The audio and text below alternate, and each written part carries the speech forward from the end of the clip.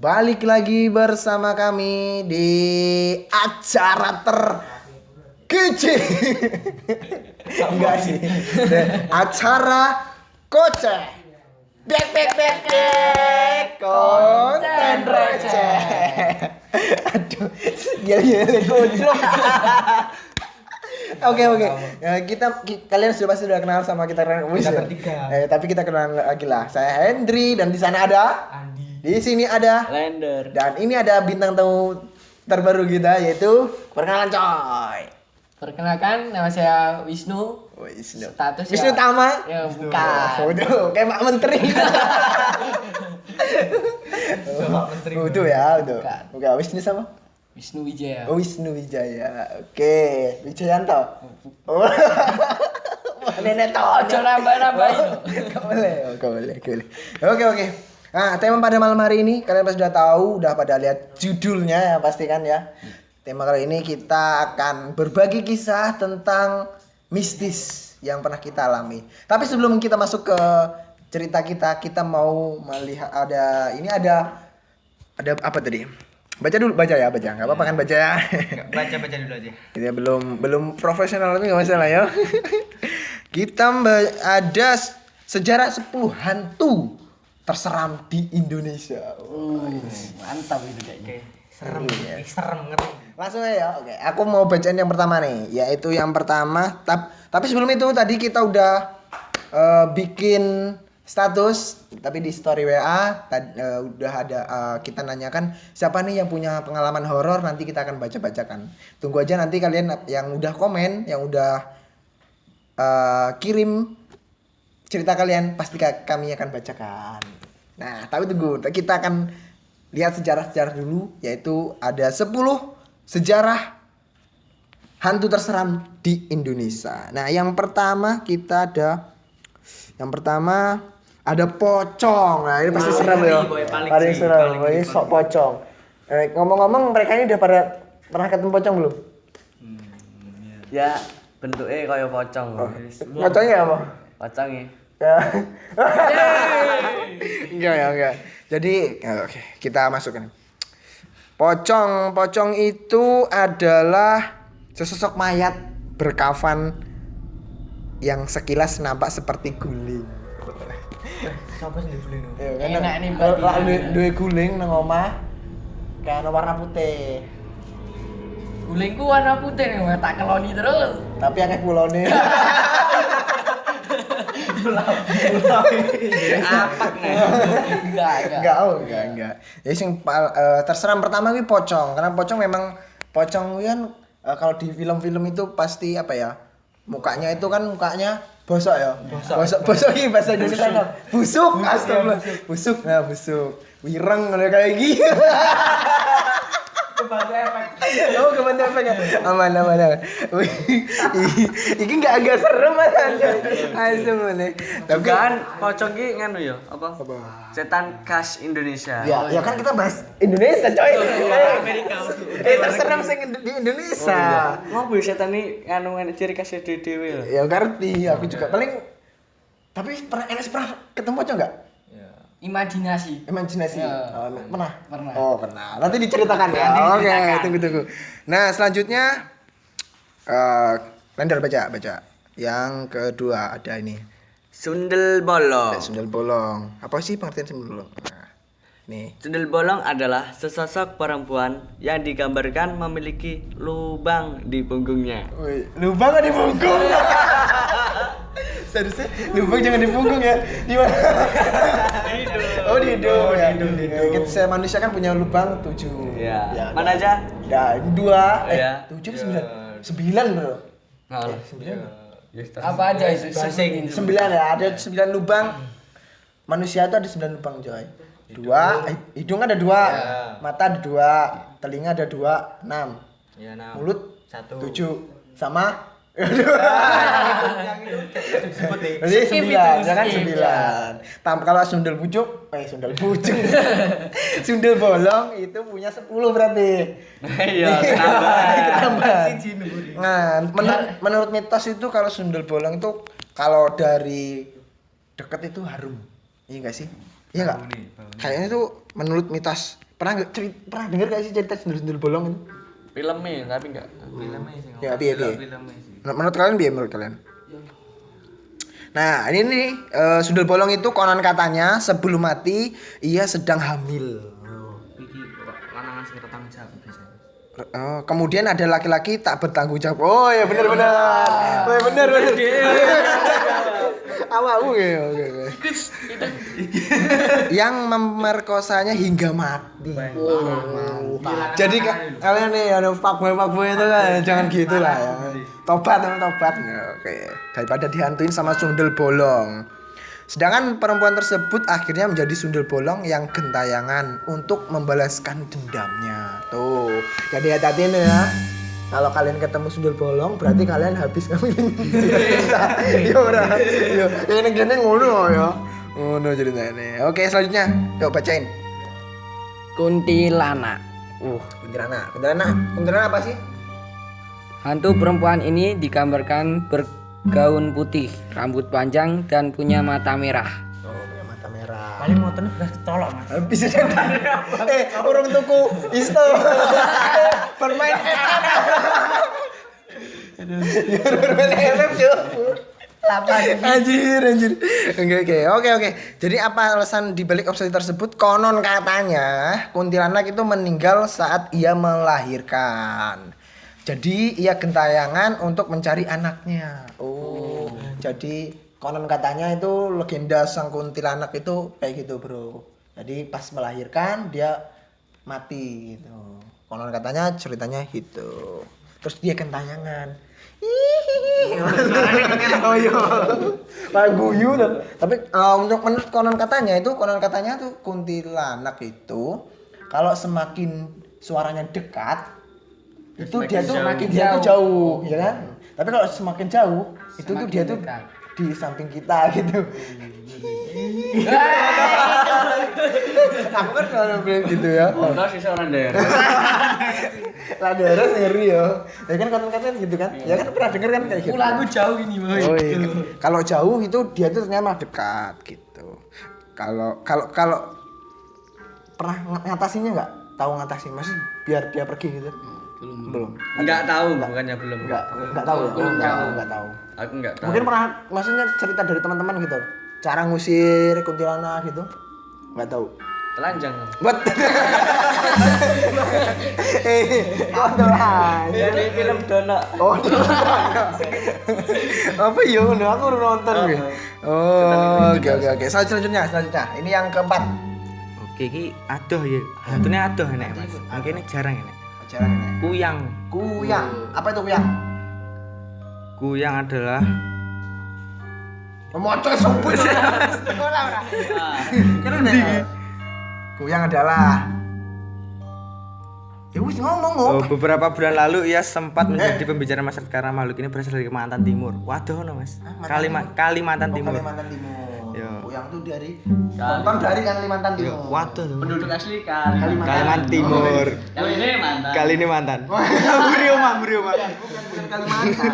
Bukan kali kalau bahasa Jawa itu kali itu sungai. Nah, mantan itu Bekasi. sapimu pira. Loncat cendilo.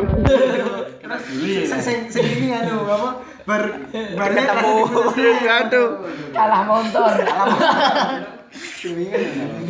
Sing penasaran sebelum kemarin ya, bagian 1. Bagian. Episode 1 bagian 1. Kembali ya, Mas. Oke, lanjut. Hantu ini digambarkan sebagai perempuan dengan rambut panjang tanpa badan. Ia hanya memiliki kepala dan rongga dalam. Masyarakat setempat percaya bahwa kuyang adalah siluman yang haus akan darah, khususnya darah bayi dan wanita hamil. Oh, begitu. Jadi kuyang itu kayak gitu, men. Nah, berarti apa? Jeruannya. Jeruan apa? Hati, usus kayak gitu. Dia gitu. Oke. Itu jadi kuyang kayak gitu sejarahnya, teman-teman. Terus selanjutnya ada Lea. Oke, ini kebetulan orang Bali. Kan Lea itu biasanya terkenal orang Bali itu. Kepercayaan akan hantu ini banyak beredar di wilayah Bali. Di wilayah Bali. Bali Dan berarti sekitarnya. Bali dan Denpasar masuknya. Ya, bukan Bali. Bukan Bali sini. Bukan di udara. Lea diyakini sebagai penyihir jahat. Oh, penyihir. Oke. Dia sebenarnya mereka adalah manusia, tetapi memiliki ilmu supranatural yang tinggi. Oh, jadi penjelmaan kayak gitu Iya. lah. Oh. Tapi kalau kamu sendiri gimana? Masa ada pengalaman nggak ketemu Lea? Atau mungkin ada cerita dari Mbah kayak gitu Lah sejarahnya itu lihat di film, perfilman. di film? Yang Gimana? meranin itu siapa tuh? Kalau legenda nih pemain horor Indonesia. Oh, almarhum Susana. Oh iya. Bukan? Iya, iya. Iya. Oh. Susana udah Arman. Iya udah kan? Udahlah. Udah loh. Udah dong. Udah loh, Bro. Udah dong. Kayaknya sih udah. Udah. Kalau udah belum? Komen di bawah. Oke. Jadi kayak gitu ya.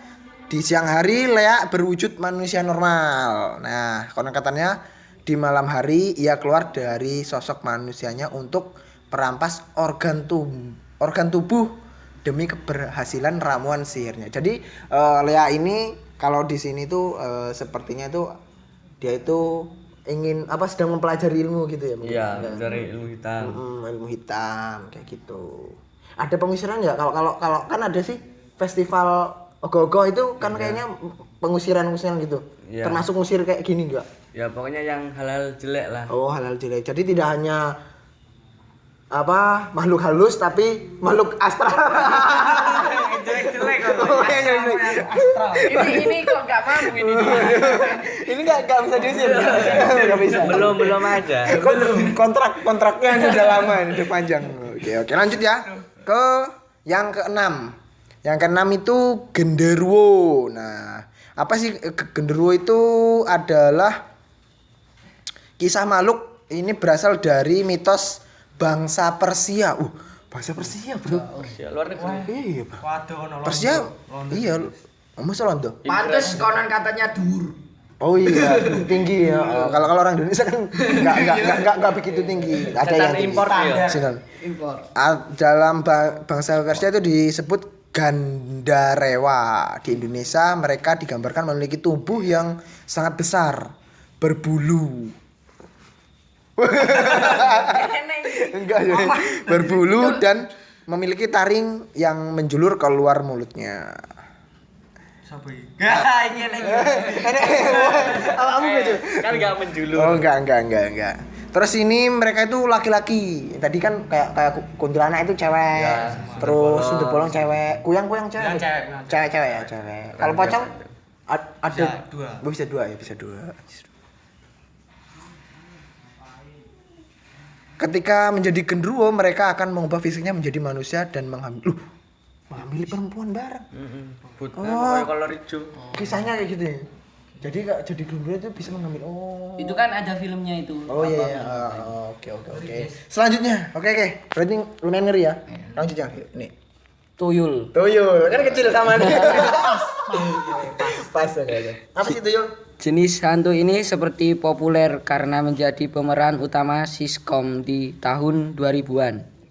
Namun sebenarnya tuyul sangat berbeda dengan sosok yang digambarkan.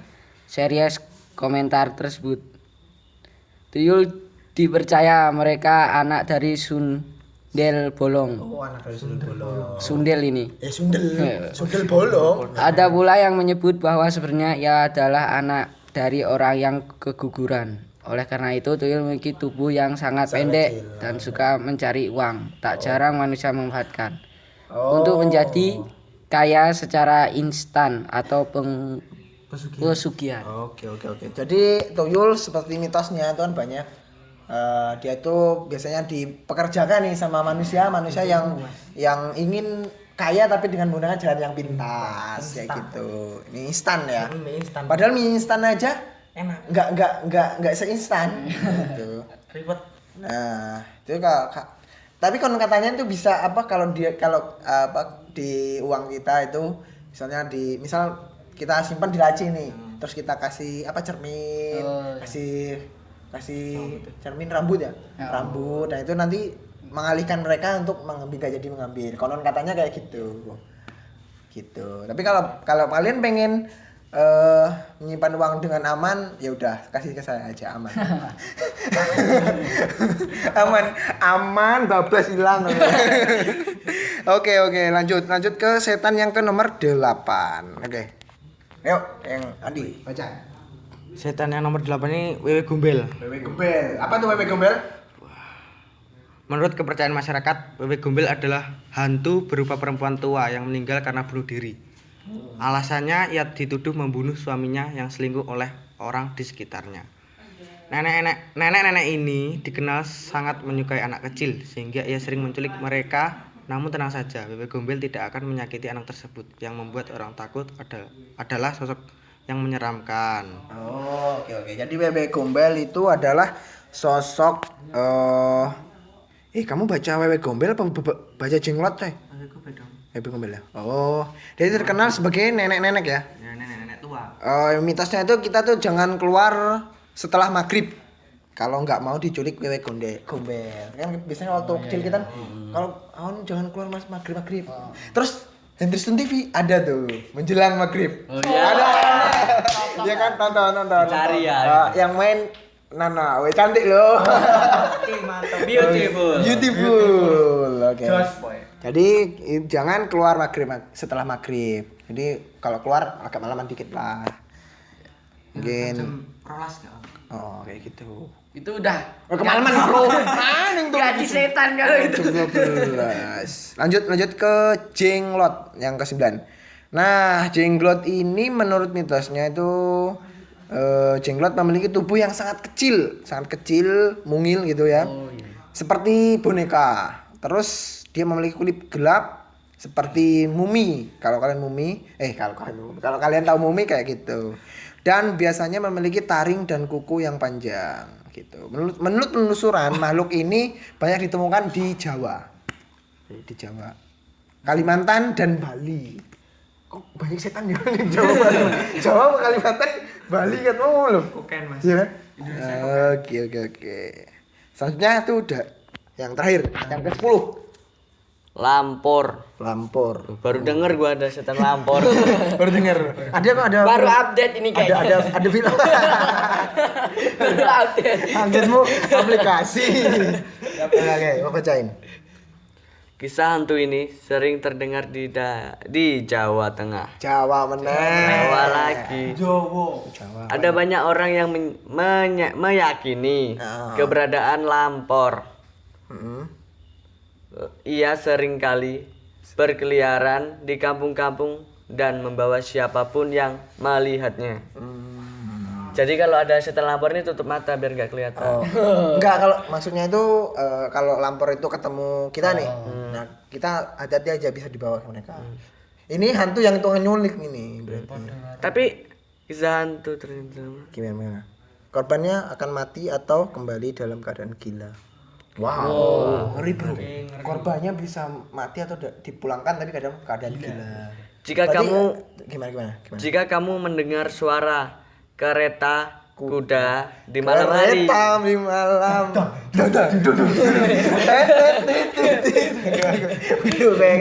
siap-siap tutup matamu. Berarti bener lah. Berarti Berarti ada kan kereta. gondol sing delok DE. Oh iya. Karena bisa jadi itu adalah lampor. Oh. Tukang jual bengi-bengi enak ding, enak. Sing mau balik kerja. Iya. Dilman sing na di luar. Oke. Jadi itu ada 10 hantu di Indonesia yang paling seram sejarahnya. Nah, sebelum kita masuk ke bacain dari komen-komen, kita mau pengalaman kita dulu nih, yang mistis kita nih. Oke, ini kita masuk ke segmen yang kedua ya. Oke, segmen kedua. Oke, balik lagi di Koceh. Konten receh. Mistis pada malam hari ini kita akan berbagi. Tadi segmen pertama kita udah bahas sejarah-sejarah setan di Indonesia yang terseram, dan sekarang kita akan menceritakan kisah-kisah kami nih waktu pernah mengalami kejadian mistis-mistis tersebut. Oke, kita yuk dari Sampean sih. sudah saya dulu. Sampean sing paling seru. Oke, jadi kisah ini terjadi di tahun 2013. Nah, pada waktu itu jadi saya mau pergi PKL. Nah, kisahnya itu saya itu mau PKL. Nah, pagi-pagi banget berangkatnya itu mau ke loket untuk nyari bis karena lumayan jauh. Karena saya di Tulang Bawang Barat dan PKL saya itu di Tanjung Karang Barat pada waktu itu. Nah, harus menempuh menggunakan mobil, motor, dan angkot juga. Mobil juga sih angkot ya. Iya. Jadi waktu itu pagi-pagi banget. Aku pagi-pagi banget. Udah siap-siap kan? Aku bawa bekal waktu itu pas musim rambutan.